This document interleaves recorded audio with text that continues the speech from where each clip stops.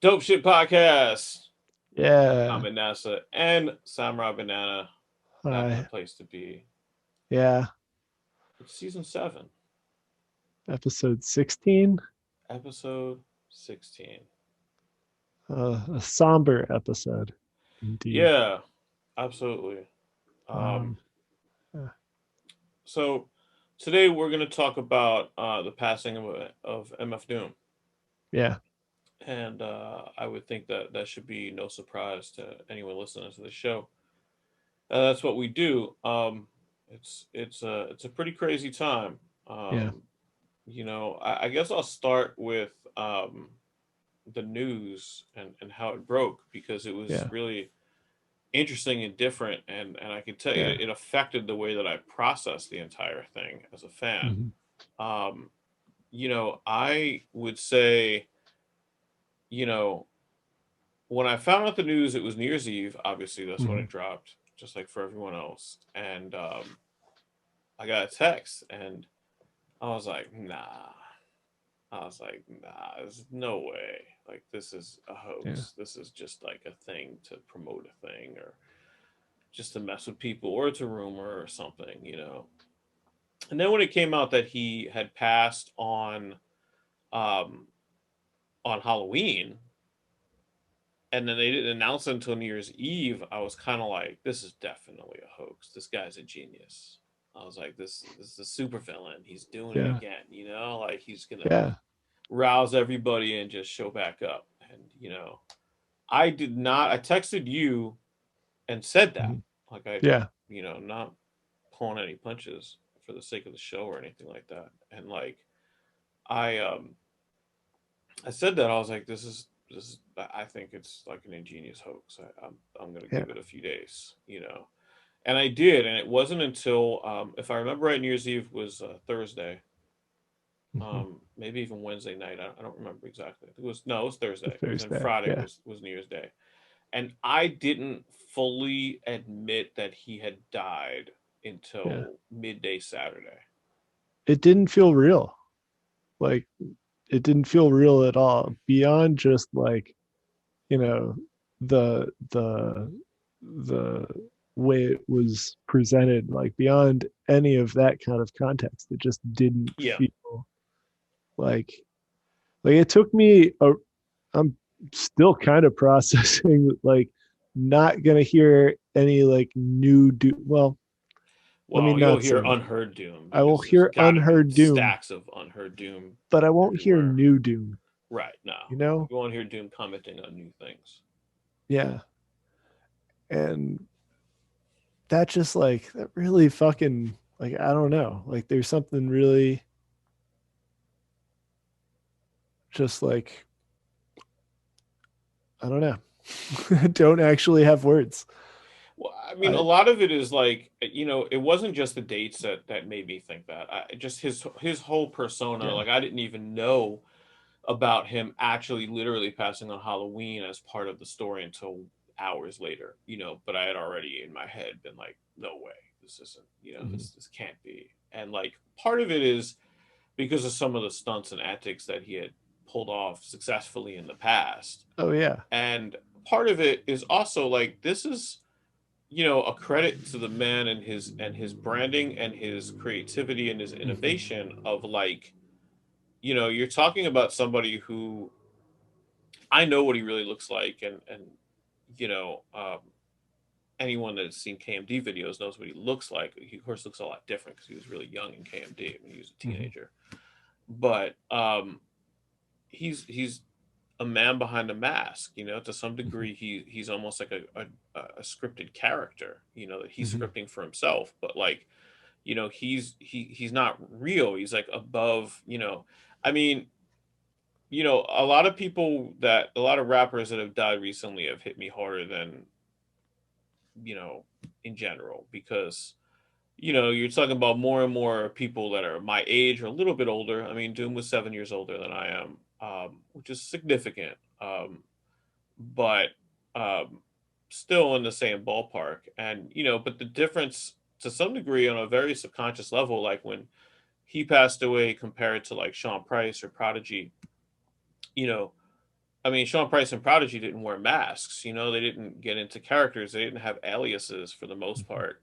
Like they were exactly who they were, two of the most honest, and Doom was too in his way. But like, Prodigy and Sean Price put everything out there. You know what I mean? Like you felt like at least you knew exactly who they were when you heard their music, and I think that's true of Doom. But obviously, he was in character. He was the man behind the mask. He was Victor Mhm. Vaughn. He was King Ghidorah.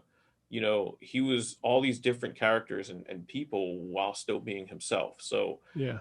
I'm just saying that to say that's part of why it was so unbelievable and still somewhat surreal, even knowing that he did actually pass away.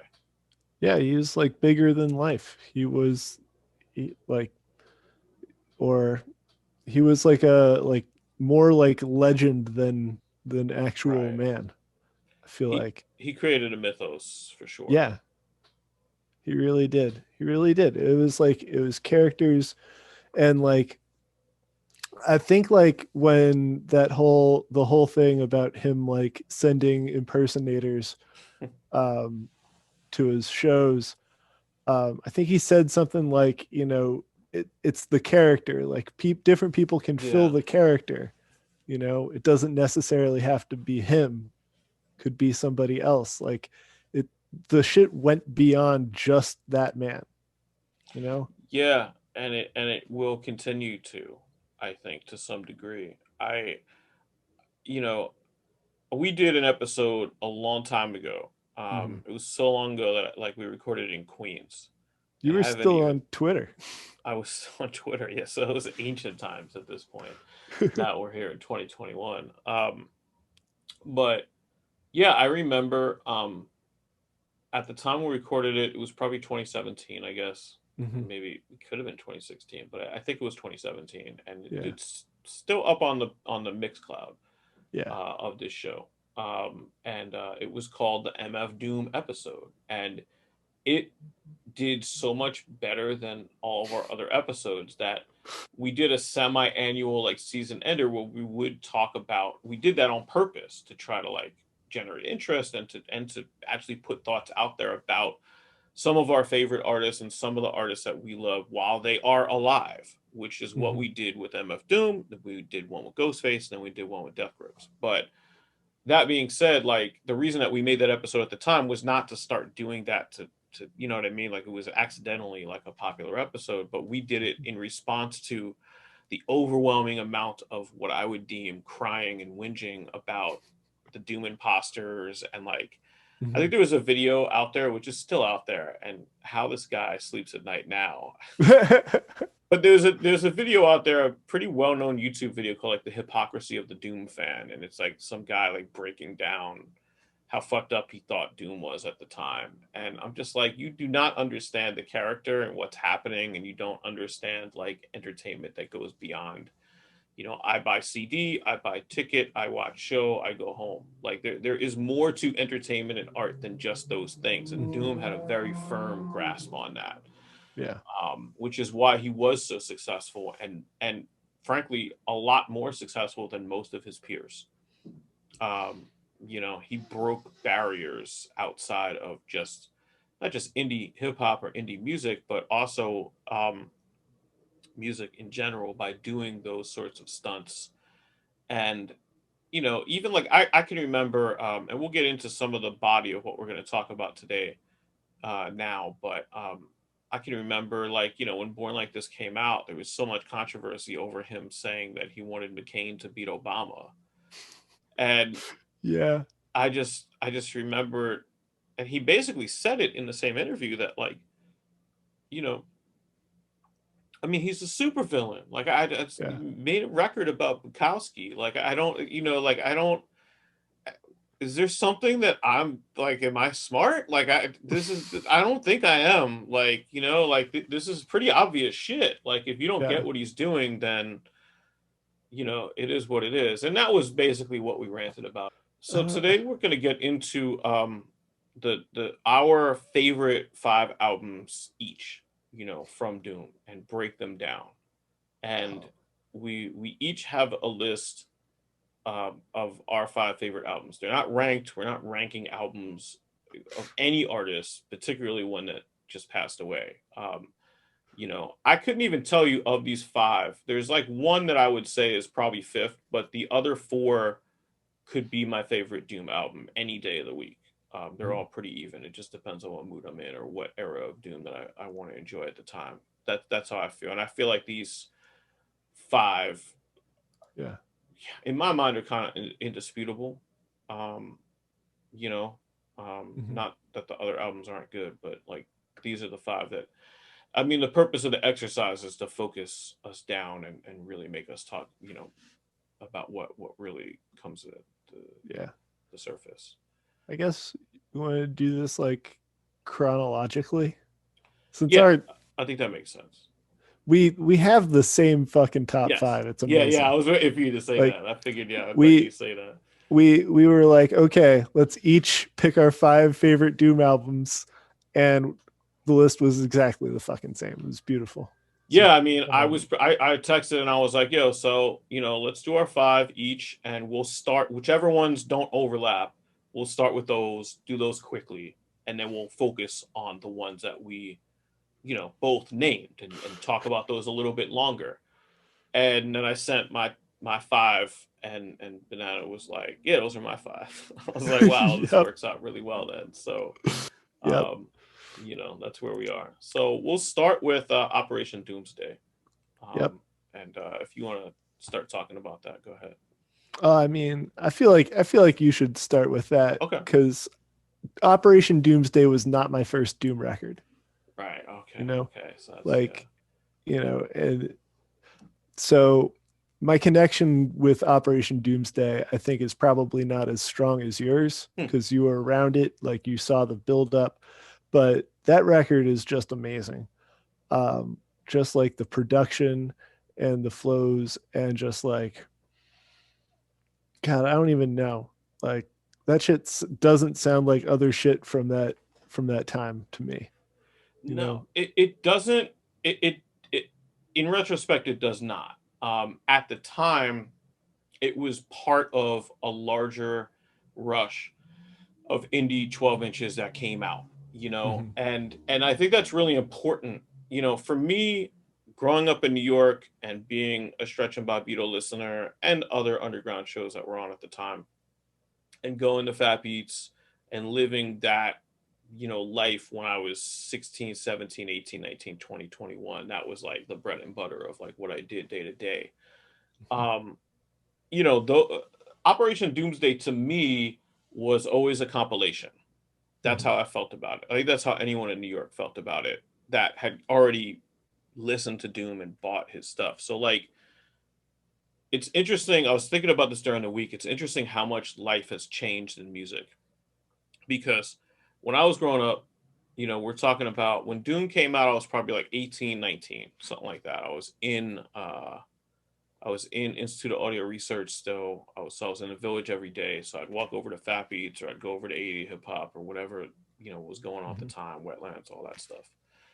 And so I ended up buying all of those Doom 12 inches as they came out. I bought the Hay and Dead Bent and Gastrol's single when it came out. Like my copy is an original copy. It's not a repress. It's something that I've had ever since Oof, 1996 or 7, whenever it dropped.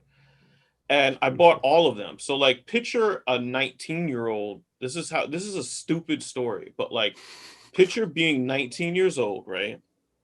Not having a lot of money, going to Fat Beats every couple of weeks or maybe every couple months with 20 or maybe if you're doing good that week, $40. And that's all you had in your pocket, cash, not credit card. There were no credit cards in my life at that time. So cash money in my pocket, and Doom has a 12-inch out. I buy it. I buy that. I buy three other 12 inches. That's my $20. I come back 3 weeks later. There's another Doom 12-inch there. I'm like, all right, well, fuck, I gotta buy this. This is dope too. Let me buy this. Buy that. Come back a month later. There's another Doom 12-inch there. Whether it's from Operation Doomsday or not, they were there. And he was the first person that I can remember independently that did the flooding the market sort of technique, of just like completely flooding everything. And this grows, as we talk about some albums further in his progression. But it got to a point where you're a young person and you've got all the 12 inches that have already cost you about $20 altogether. And then you get Operation Doomsday dropped on you and it has all the same songs. And you're just like, well, fuck this guy, man. How much money can I spend on this one dude? And that was my reaction as a young person. And Mhm. it actually, like, to be 100% honest, it turned me off the Doom for a couple of years because Oh wow. maybe not a few years, but at least a better part of a year where I just was like tuned out because it was overload. Yeah. Because at the time, it wasn't like today, if somebody overloads you with music, I don't have enough time to listen to everything this artist puts out. It's too Mhm. much. It's an acceptable thought for today's sort of flooding the market artist. Back then, it wasn't about that. You had all the time in the world to listen to whatever these people put out. But it Mhm. was like, I don't have enough money to buy all this stuff this dude keeps putting out. This is Yeah. fucking bullshit. And so, like, when Doomsday came out, I never bought that album because I had Wow. almost everything on it. I still to this day don't own a copy of Operation Doomsday because I have every 12-inch that was released from that as it came out. And I kid you not, when he died, I when I admitted that he died on Saturday and Sunday, I started to build like, Spotify playlists and I've been banging it out. And like, if anybody wants to check it out, it's called Classic Doomale. It's on Spotify. It's got like 4 hours worth of Doom, only vocal cuts of Doom. The thing about Spotify that's weird, and it's no disrespect to his instrumentals or these other remix projects, but like when the man dies, a legend like that dies, I really just want to hear like his vocal tracks from his album solely, period, on Mhm. shuffle for hours and hours and hours. And that's the playlist that I created. So classic Doom Malay. But um, I did not know until I started doing that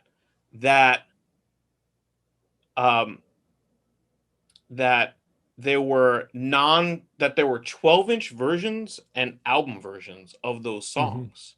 I Oh didn't know yeah. that until this week because the 12-inch versions were the songs. That's the song.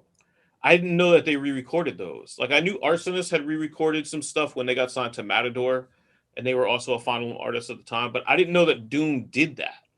And I don't like the new versions as much as like they're not new anymore. But like I got rid of all of the album versions from my playlist because I only want to hear the 12-inch ones because the 12-inch ones I've been listening to for over 20 years, and they have Mhm. ad libs that I remember, distinct ad libs being in the background of certain lines that I have in my head that I am doing in my head as he does them.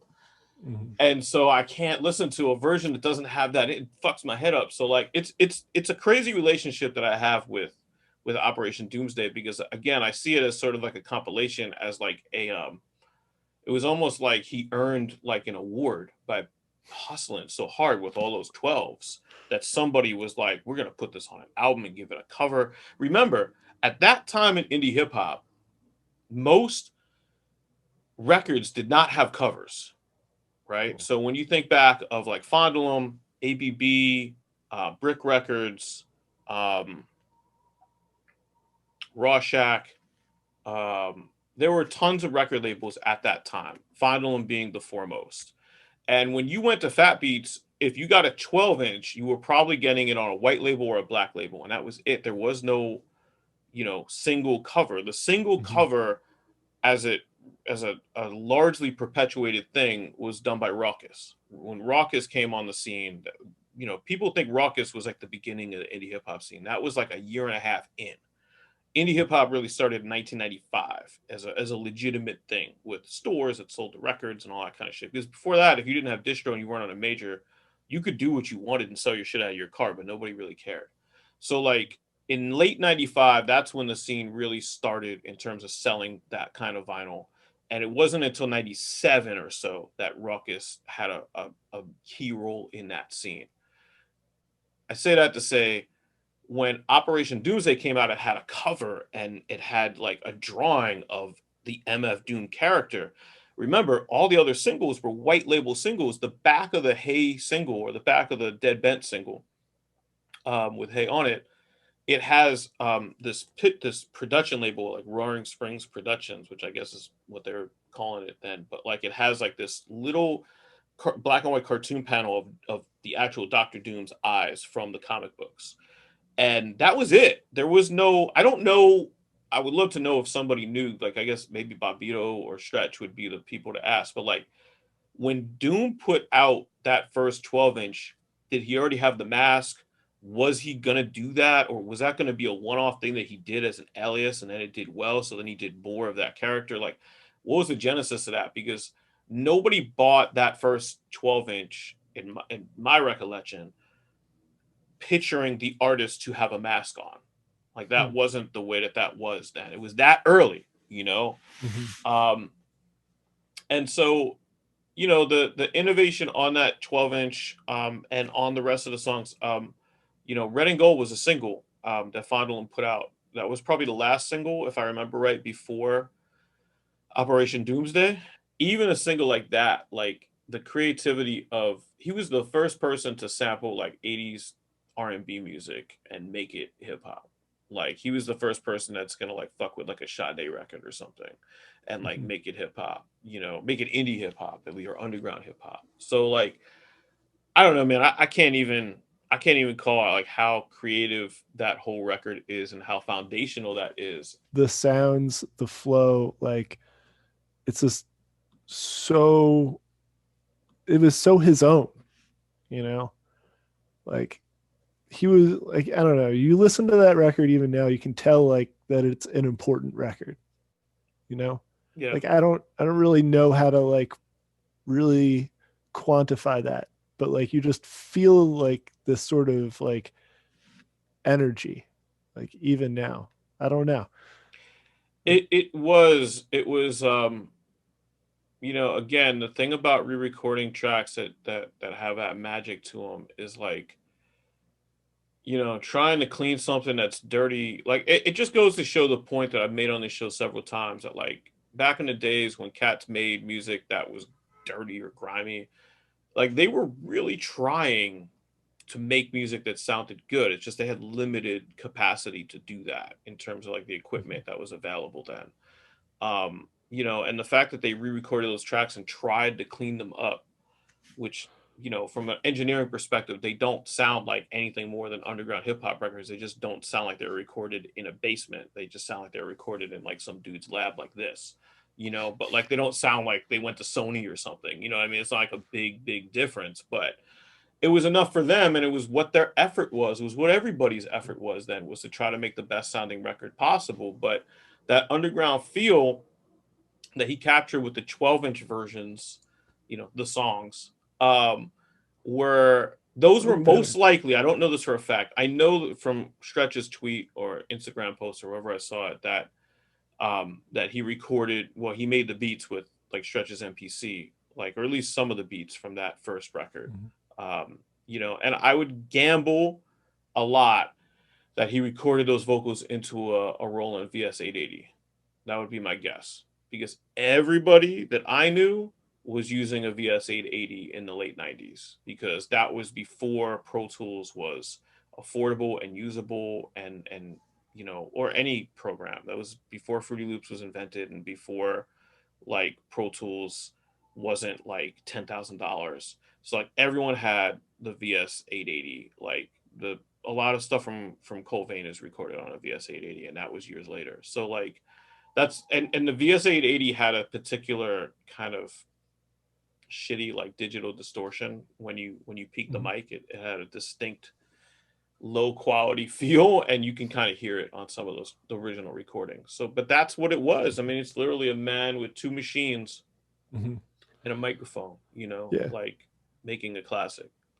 And the fucking the way that he like rocked that MPC, it's so like, and I mean this in the best possible way, but it's like it's sloppy. It's like Hmm. off. It's like not quantized. It's like really just fucking like him just like doing the shit. It sounds drunken. It's in a beautiful way. Yeah.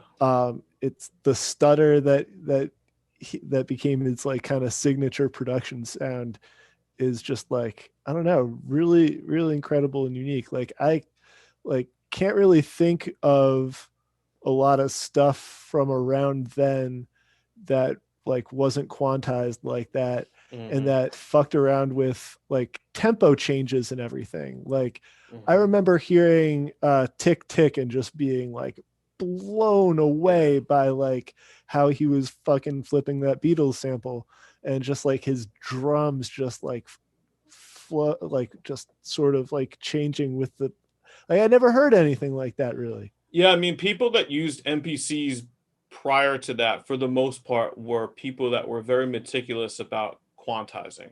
Mm-hmm. People that used Akai at that time, one of the most popular features of the Akai, especially then, it was the swing setting.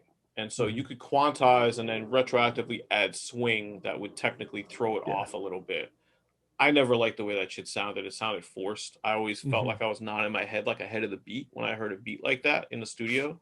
So I never used it. I always went. I to this day I still go unquantized, like in the Mm-hmm. MP.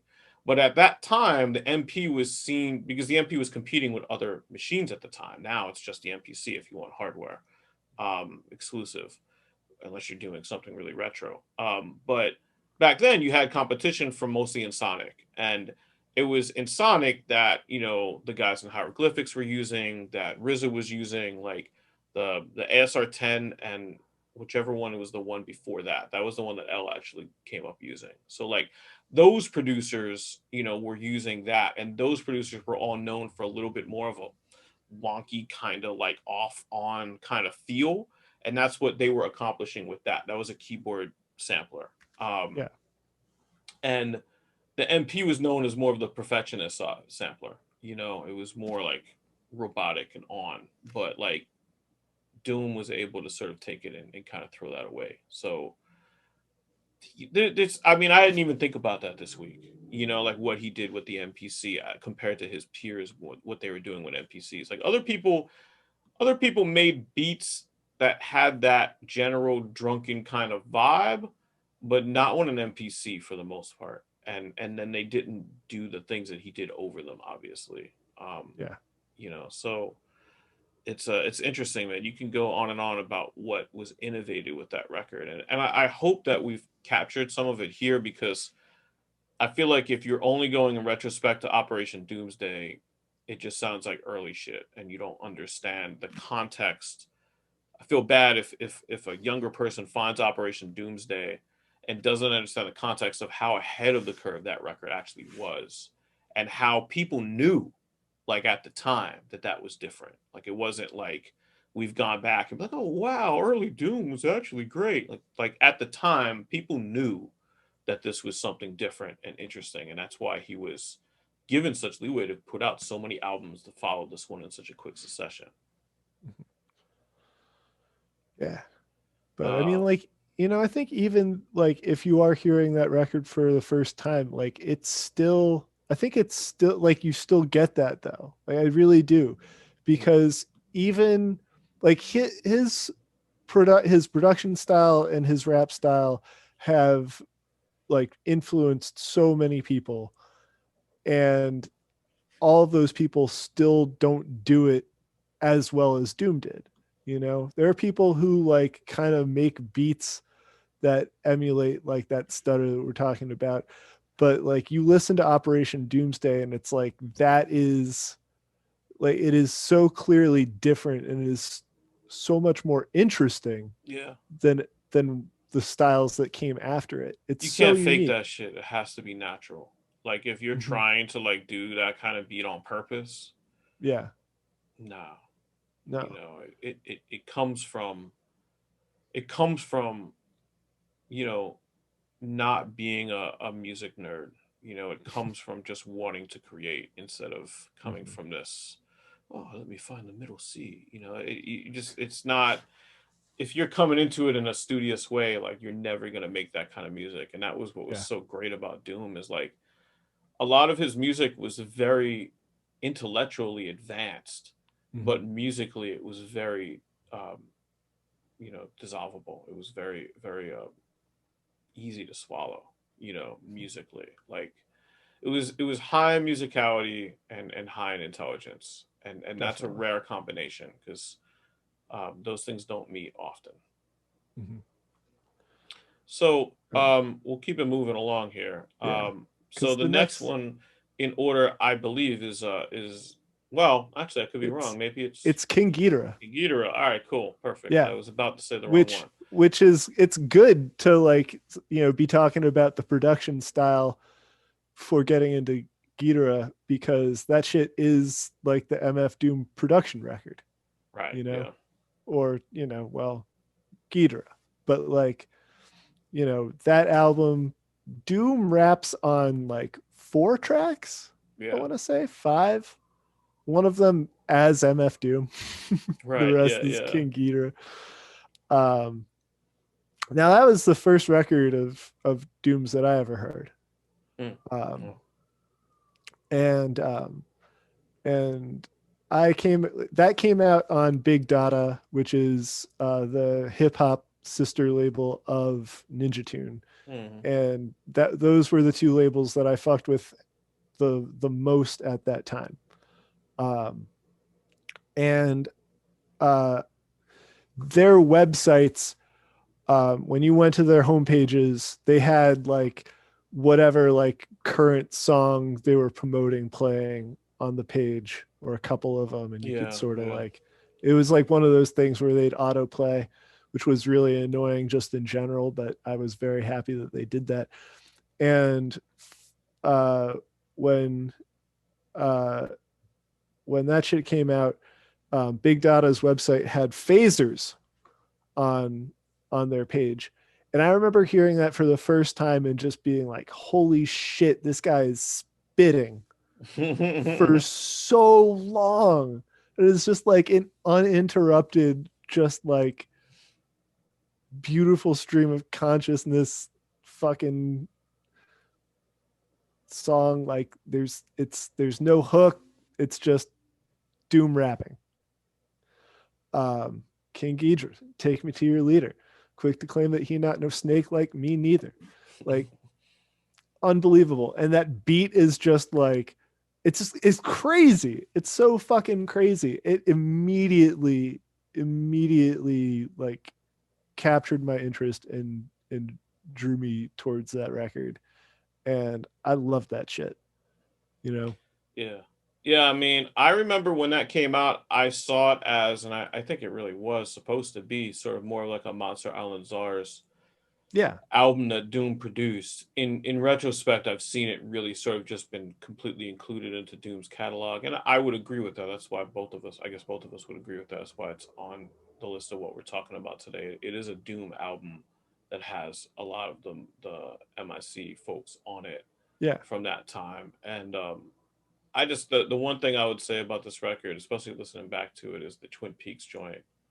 I don't remember the name of the song off the top of my head, but there's a song that he produces for one of the other rappers that is just the opening of Twin Peaks like looped in like the best fucking way ever. And I remember I had never seen Twin Peaks when this record came out, and I can remember watching Twin Peaks and being like, somebody sampled that. I never was able to remember who did it until a couple years later.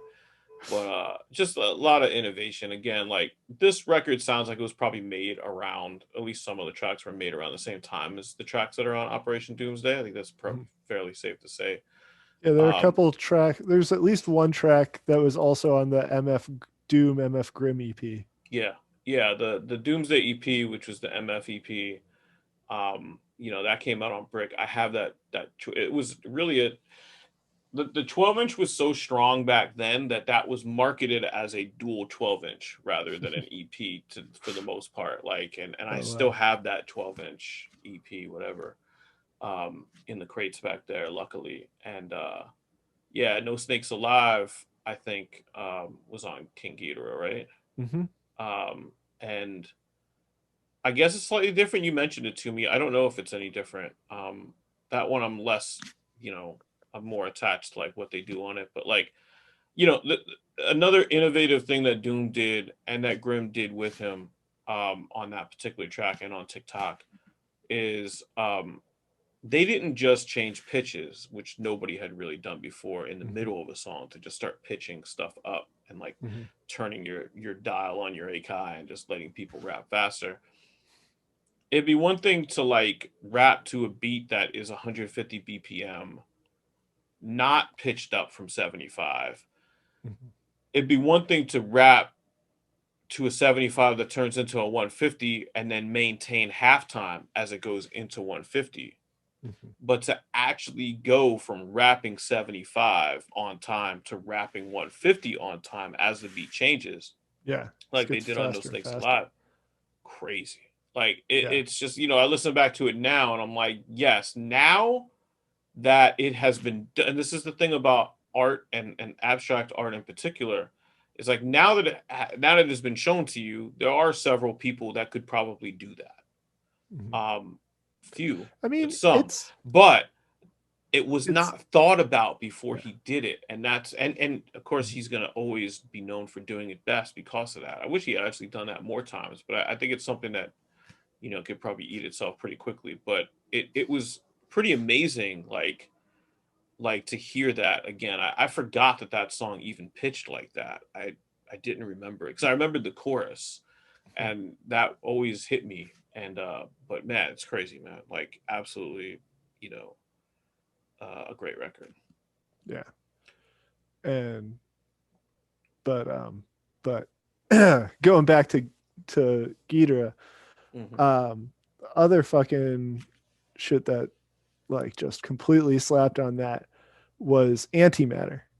Yeah, Um yeah. that was one of my favorite tracks. And that featured a rapper that I've never seen outside of a Doom release.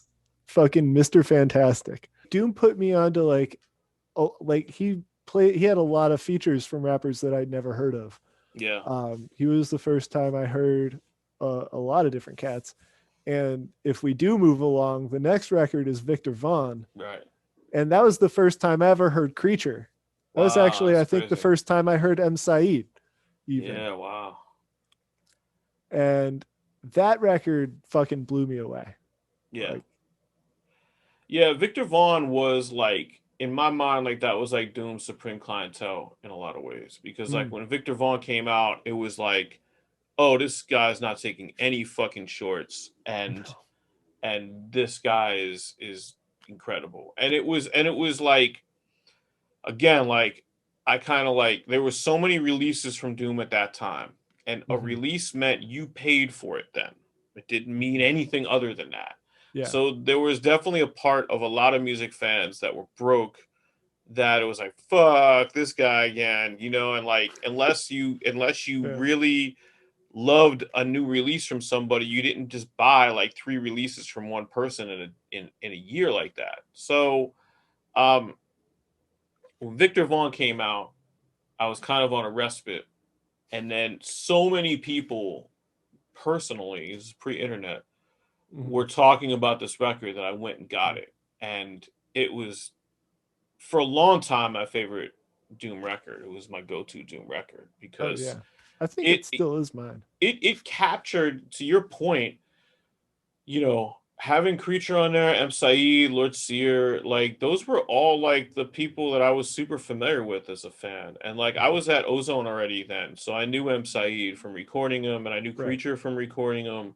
So like it was like, and I had actually recorded Lord Sear. I didn't know him very well, but I recorded him too. But like I knew all those guys. And Yeah. so like hearing them on that record in that context and the way that they recreated the live open mic is Yeah. the best, Oh my by God. far the best version Yo. of that ever.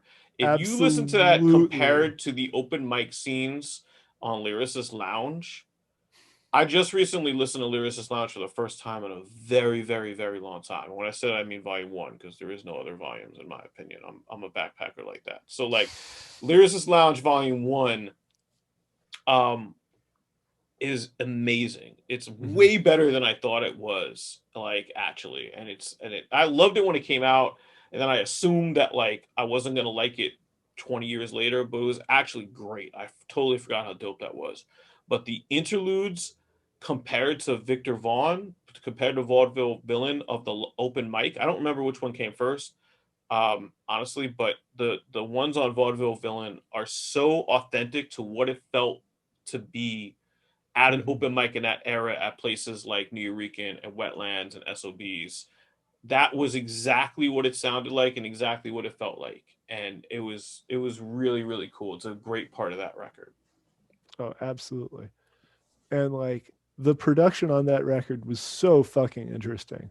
Yeah, Um, I remember like being really blown away, and I still am kind of like I yeah. listen to those beats and I'm like, holy shit! Like this is just like, It's a shame they never worked with Doom again because that was like a well, collective of people, and you may know was better than I do. You probably do. I don't honestly know much about those producers besides the fact that they did that record. So I don't know what else they've done, but that record was amazing production wise.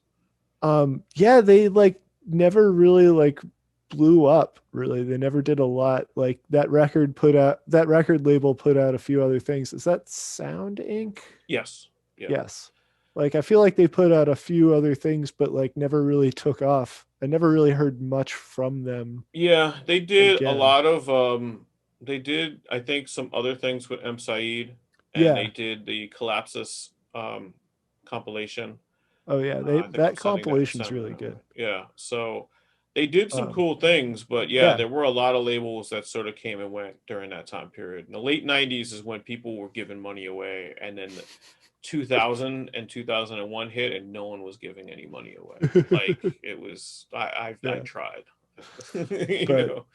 but like but also to like hear Doom rap on Operation Doomsday and Take Me to Your Leader, and then hear him rap over these beats was like really, it was Mm, really crazy how he was able to just adapt.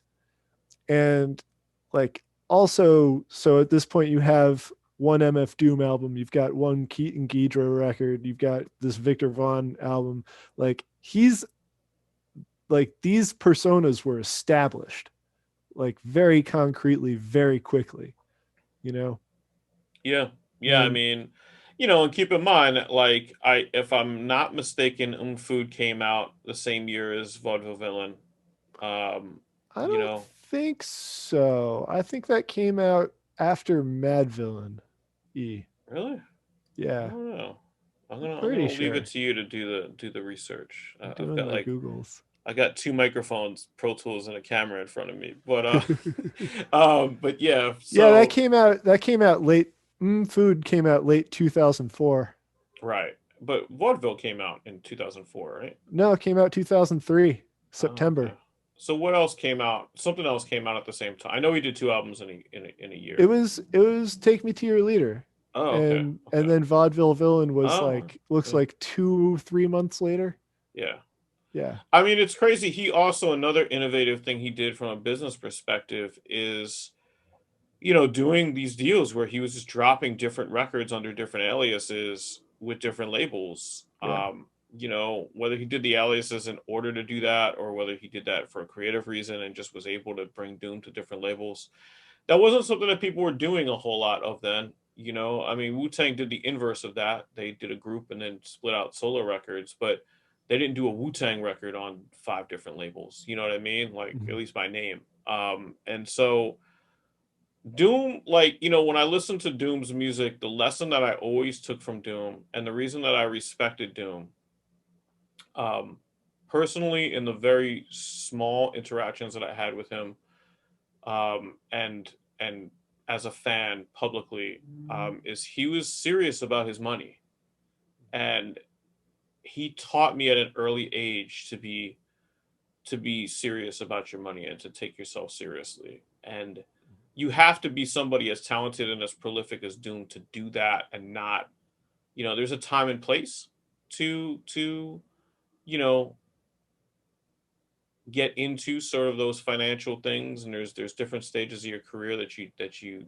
have to take different stances. I mean, I've been on the road, and like, at the end of the day, like there's been shows that did not go as well as they should have, but through no fault of mine, I still want my money. You know what I mean? And like when I did that, I had Doom in the back of my mind the whole time. I really, really legitimately did. Like when I went on the road, like I was getting all that I was promised. And I would always try to make sure that I was promised something and not just told, you know, maybe we'll Mhm. get to that. Like, that's not enough. You know what I mean? To make me come out of my Mhm. house. And like, whether it was a small amount of money or a large amount of money, what was promised is what was promised. And a lot of that I took from the ethos of what Doom put on his records and what I saw Doom do in real life Mhm. twice, when it comes to like interactions with Cash. And like, you know, it's an important lesson.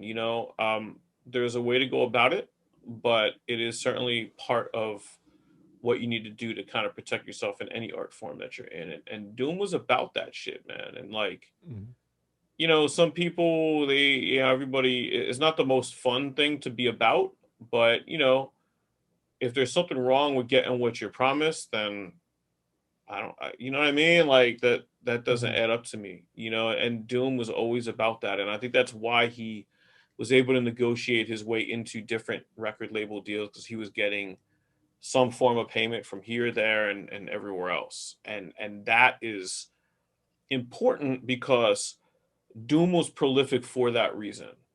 In everything I read from him and seen in interviews from him, that was the reason he was prolific. I mean, I'm sure to some degree he would have continued to just make a lot of music on his own if nobody cared. But the carrot of getting paid to do a record or whatever it might be involved in music production, whatever, that is what really motivated him to be as prolific as he was, and he put in a lot of work behind that. And that's why, like, I hope, and I have no reason to think otherwise, that his family will be taken care of, Mhm. whether it's through assistance from fans or peers, um, or just his music himself. Because he's one of the few rappers that has passed away. Not that I know anyone's finances, but one of the few rappers that passed away where I'm like, well, if anybody left like his family in good shape, it would have been him, because he was Mhm. always about that shit. So a lot of that is the reason why I think we're talking about albums that all came out on these different labels. He wasn't associated with any one label. I mean, No. he was on some of the largest labels in the indie scene, Big Dada, Stone's Throw, Yeah. but he wasn't I, like th- I loyal, think for he lack of a only better put term, out. to any of them. I, I think there was only one label where he put out more than one release, and that was Lex. Right, Lex, he seemed to be comfortable there toward the later part of his career. You It's know, true, but still, that was only two I albums forgot and an about that. EP. So That's true. Yeah, but that was over a longer stretch of time, because at that time he true. was he was stretching his stuff out. So I guess we can move to the fourth of the five that we're going to name as we go chronologically, which is Matt Villainy. Mad Um, Villainy. you know, this one is like, Oof. Victor Vaughn was the one that put him on the map. I guess to some degree, if you're going to compare his career trajectory to Ghosts, Victor Vaughn was more like Iron Man, where Hmm. like I think by the time Iron Man came out, a lot of other like really dope Wu members had put out really quality records, and I had to be like convinced. You know what I mean? Like, do I need to spend money on another Wu Tang solo record? And the resounding reaction was yes, Iron Man. And then Supreme came out, and that was like Ghost putting everyone on notice that he was like trying to be the best rapper on the planet. Yeah. And Matt Villainy, to some degree, is like that in terms of like a producer and an MC coming together to just completely Hmm. do something revolutionary. And that is a much more universally recognized record, I think. Hmm. I think if you are a Yeah. Doom fan that doesn't know what King Ghidorah is, you listening to Mad Villainy. Like, that's the one Yeah. that got to you. It's definitely the most well known one. And I think it's the first time that he did an album produced by somebody who wasn't him, like fully, Full. fully, Well, yeah, I mean, if you like consider working with one vaudeville as a producer. team, It's plus not. RJ for one song, but it's not the same as like Yeah, buddying it's up with several Madlib different for a full producers. record. It's like three Yeah. guys, but they all ran that label together. So Yeah. I imagine they all probably made those beats on the same machine in some apartment someplace. That at least that's how I picture That's it. probably true. So it's But funny, man, that there's one RJ beat on there, and that one RJ beat sounds like another one of the beats that those guys made. Yeah. It's like, and it fits. I say that as a Yeah. compliment. It fits perfectly on that Yeah. record. Whereas RJ's sound on paper wouldn't have fit with the rest of those songs, but that one Oh really yeah, did. absolutely. But But that being said, Matt Villainy, a quick funny story is like, again, like I feel like an asshole because like in a lot of ways I had to like I was a really hard headed kid, and like I came up seeing Doom as a singles artist. All of these mhm, guys were singles artists in the early days, and so hearing even indie hip hop like as an album format was like a new thing for me. mhm, And like I slept on Matt Villainy for a while, hmm, and I actually heard hmm, the beats on Mad Villainy on the Boondocks before I heard Mad Villainy, right? hmm. So the Boondocks animated series, obviously, with I don't remember those beats being on. those beats are all over the Boondocks, Ah, and those beats were so dope that I was like, "What is this?" And like I remember hearing like the beat for like when I hear the beat for like Meat Grinder, I still picture like this like fight scene from mm, Boondocks mm, that was mhm. in. And that was when I heard that beat first, and I I went remember back to that. Mad Villainy. And now, like Mad Villainy, I know it as well as any other Doom record. But like, Mhm, I was about like I don't know, man. I was just sleeping and stupid, and like that was one of those records that like it was toward the end of me doing this to records because I got over it as I matured. But like, if a record got really, really popular, I would take my time getting to it. And like, this was one of those records. It was huge. Like, I Oh remember man. seeing Mad Villainy signs on the fucking subway. Like, this record was gigantic. Yeah. And like by underground standards, it was a huge record. It's certainly his most popular record, and Hmm.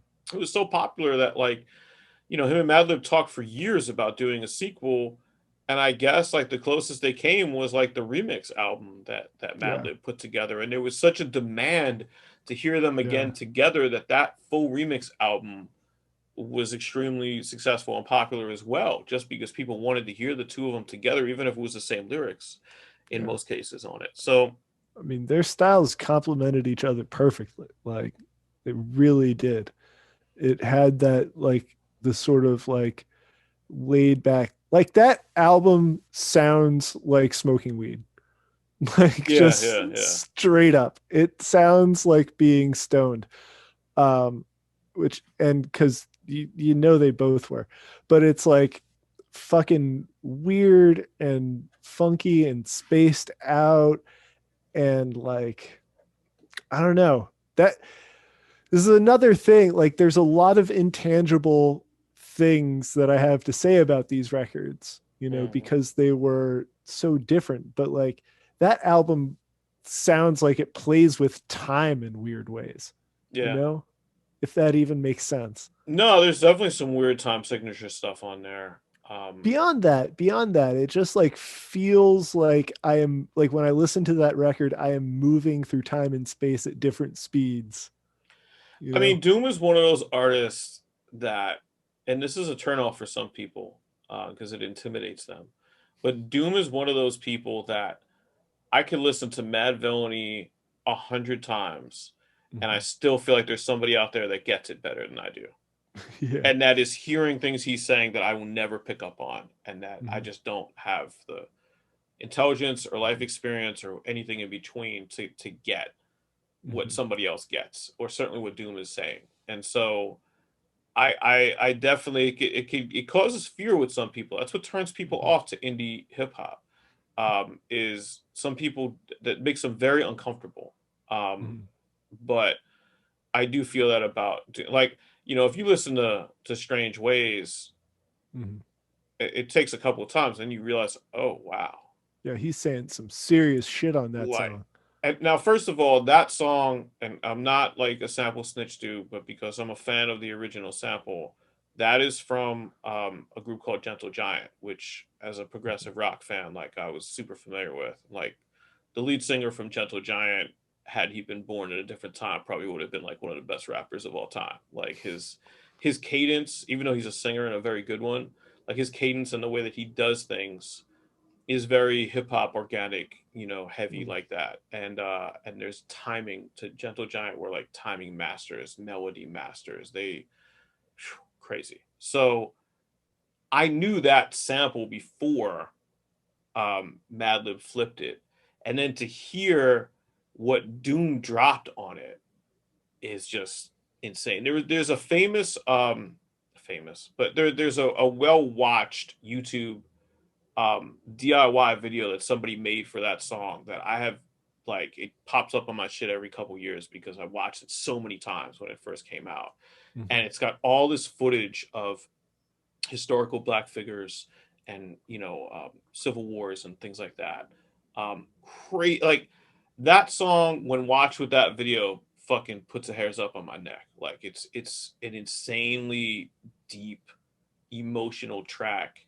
And Mm-hmm. like the thing about it is like, man, like Madlib was able to make beats that moved, Mm-hmm. for these heavy subjects. And Mm-hmm. it comes from a different kind of culture. Again, Doom is musical.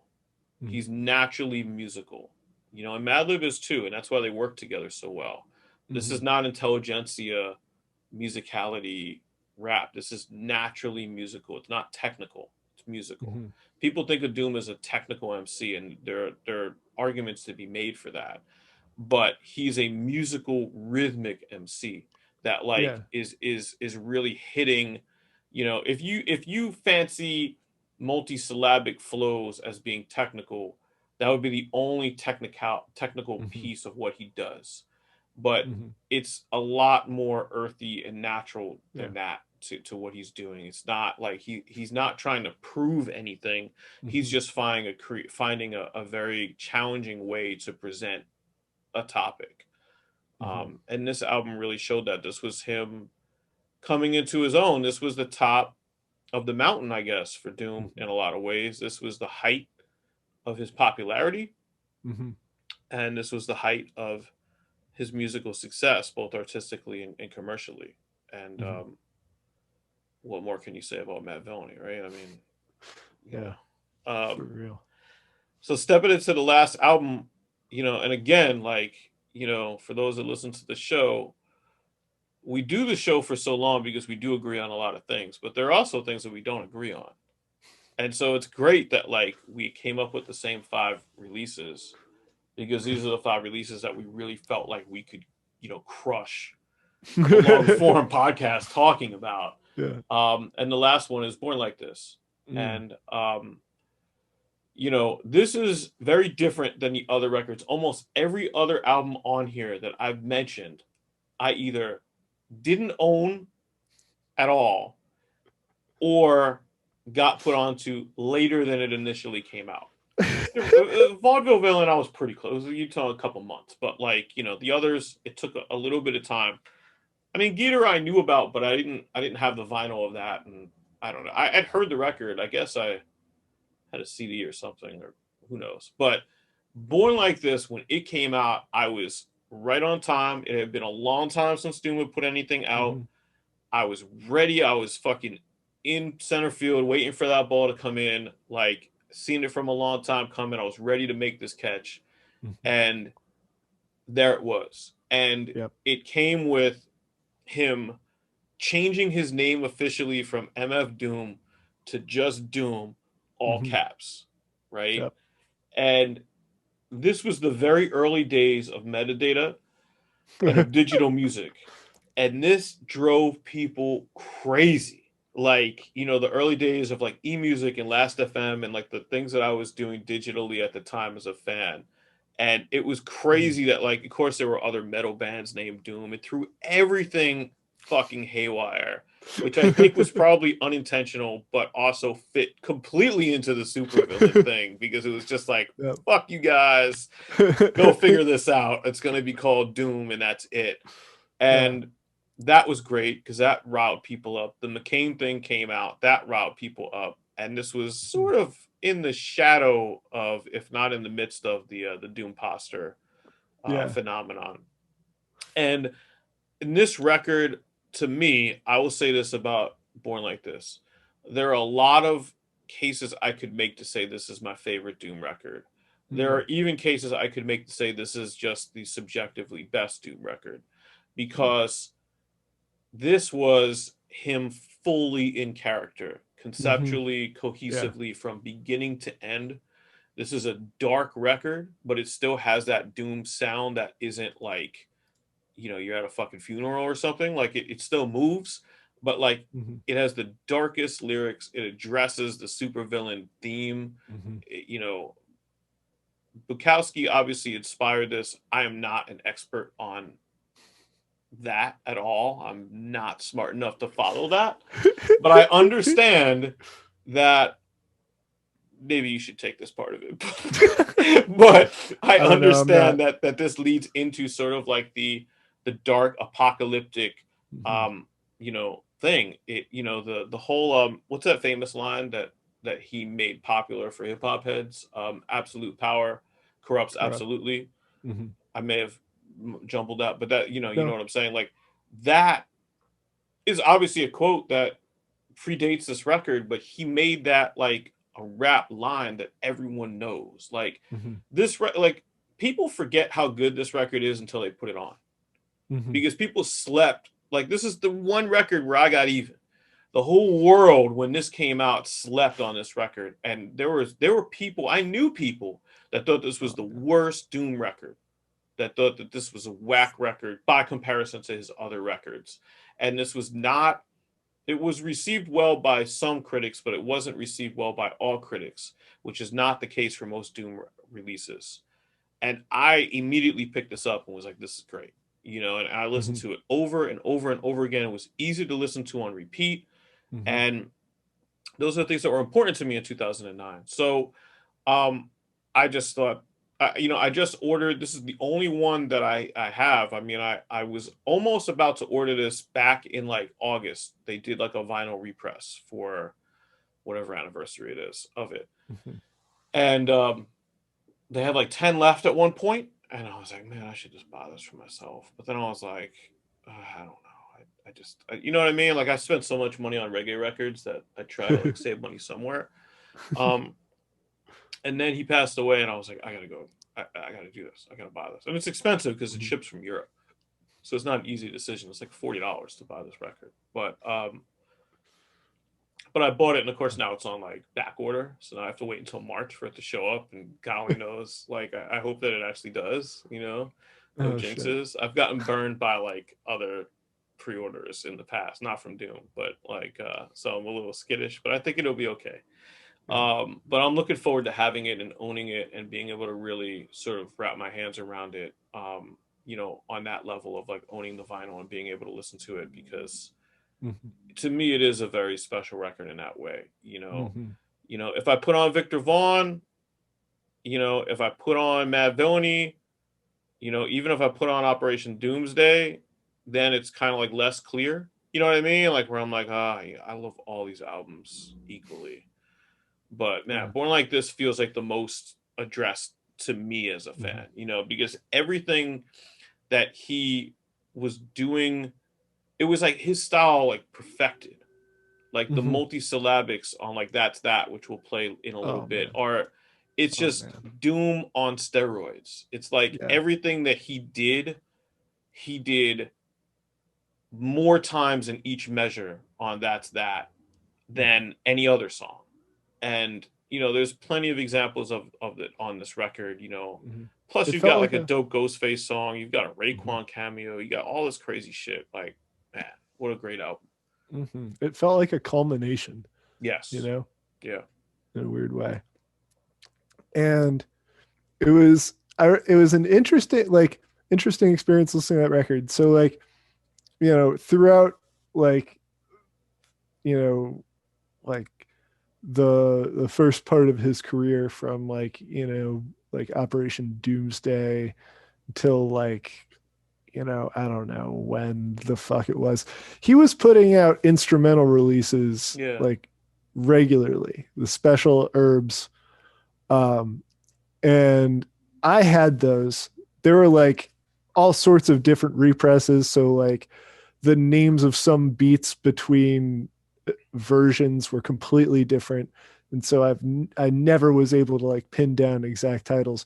But like I was listening to a lot of his beats that got repurposed um, or reused and like wrapped over much later than those instrumentals were originally released.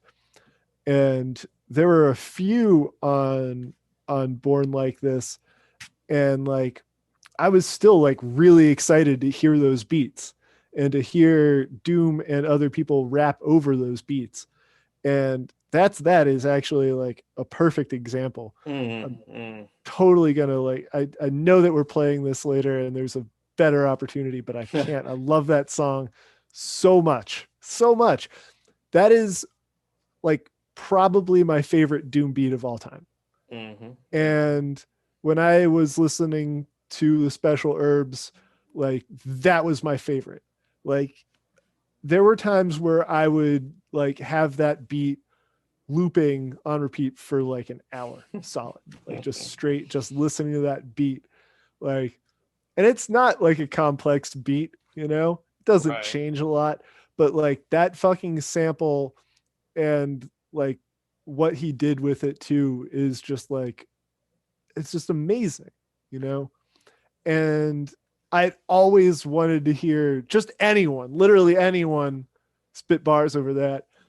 And then I remember hearing that for the first time and like tears coming to my eyes. Like straight up like, "Oh my god, like not only am I finally getting like Doom spitting a verse over this, but it's also amazing. It's so like like his verse is complex for sure.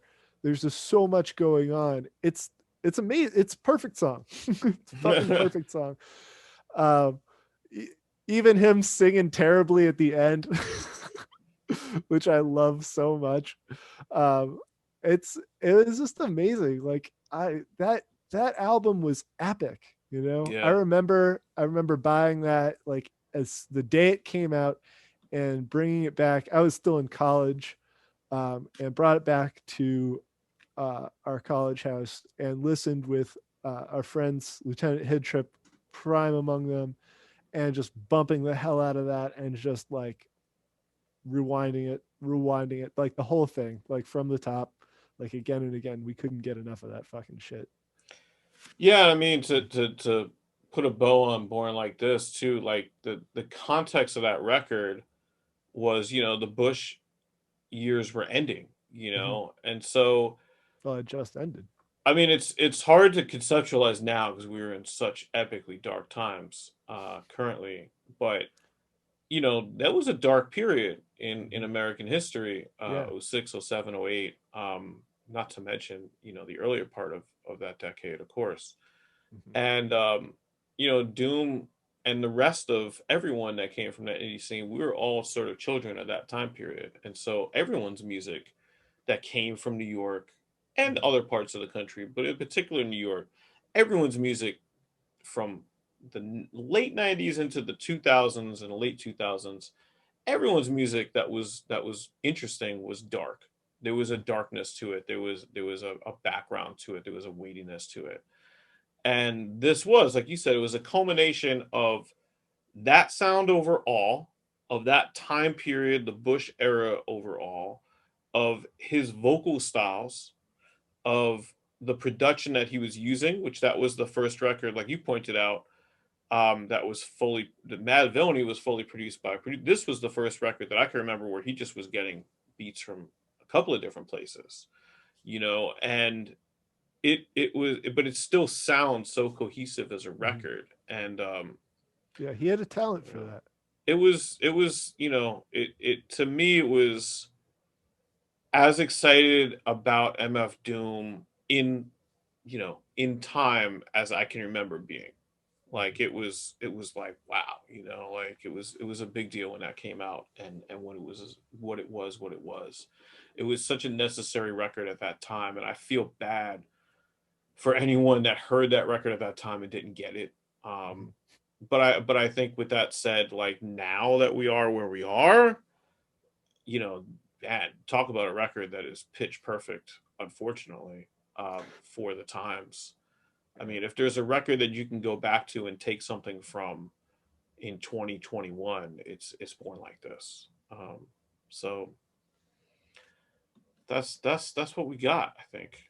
I think pretty much. We're gonna get into instead of playing some newer indie stuff, we're gonna take this week to get into playing um, just some of our favorite Doom songs. Yeah. We just picked, four Doom songs each.